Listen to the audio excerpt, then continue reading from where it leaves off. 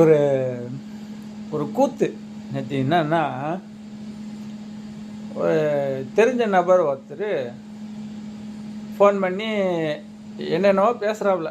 So ஏதோ ஊரு கதை அந்த கதைன்னு பேசிக்கிட்டே வந்து கடைசியாக வந்து நான் யோசித்த மாதிரியே காசு தாண்டா இவன் கேட்க போகிறான் அப்படின்னு நினச்சேன். அதே மாதிரியே வந்து சரி மாப்பிள்ள அதெல்லாம் போட்டான், ஒரு பணம் இருந்தால் ஒரு 1000 ரூபா அனுப்பிச்சி விடு, சாயந்தரம் 4 மணிக்கெலாம் திருப்பி அனுப்பிச்சி விட்றேன் அப்படின்னாப்புல.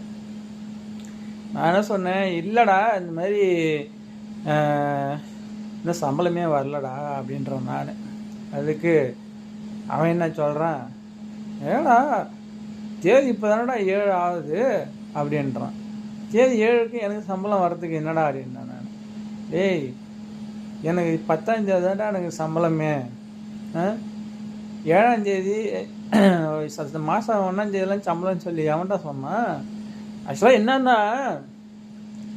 1ஆம் தேதி சம்பளம் வருது இல்லைன்னு நான் கவலைப்படுறதுனாலே தலைவர் ரொம்ப கவலைப்படுறான். இதுதான் சொல்ல வரேன், வேற ஒன்றும் கிடையாது. அம்மா அக்கறை நம்ம மேலே. 10ஆம் தேதி சம்பளம் வரணுன்னே ஆள் கம்முன்னே இருக்கிறான். என்னடா சொல்கிறேன், அம்மா லேட்டாக போடுவாங்க, அம்மா அக்கறையாக விசாரிக்கிறாப்புல. அம்மா அக்கறை மாதிரி கிடையாது, ஒரு கர்மோதனமும் கிடையாது. அவனுக்கு இப்போ தேவை அவசரமாக 1000 ரூபா 500 ரூபா, இப்போ அதை எப்படியாவது வாங்கணும், அதுக்கு தான் அம்பிட்டு அக்கறை. இல்லைன்னா வேற ஒன்றும் கிடையாது. ஏதோ ஒன்று சொல்லுவாங்களே, ஏன்னா ஏறி அம்மனமாக பார்த்தாக்க இதுதான், வேற ஒன்றும் இல்லை.